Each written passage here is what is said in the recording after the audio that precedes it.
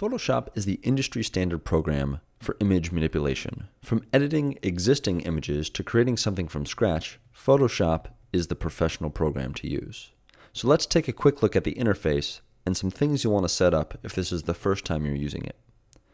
We'll notice on this left side, this is the tool column. These are where all the tools will be located that we'll use when editing an image. On this right side, we'll notice that this tab says Layers. Layers are perhaps the most important aspect of Photoshop.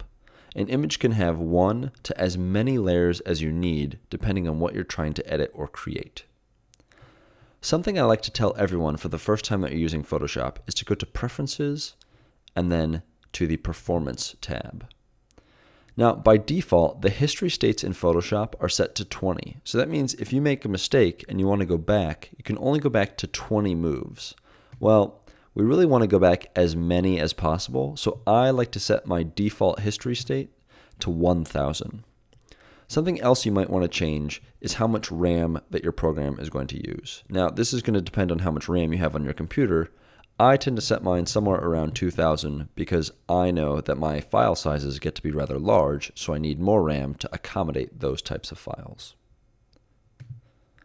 Let's look at opening an image real quick. I'm going to go to File, then I'm going to click on Open.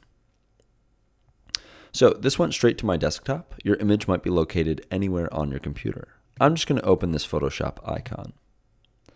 So immediately we're going to notice that something happened on this Layer tab.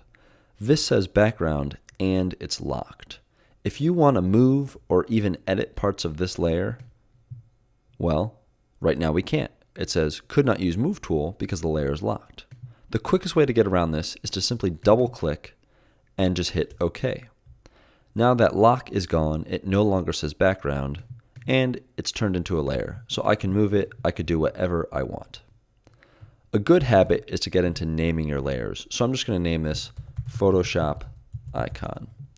That way when you go back to your file weeks, months, maybe even years later, you'll know exactly how your file was organized. The last thing I want to mention real quick is about the ruler. So if I hit Command R, that will turn my ruler off. If I hit it one more time, that will turn it back on.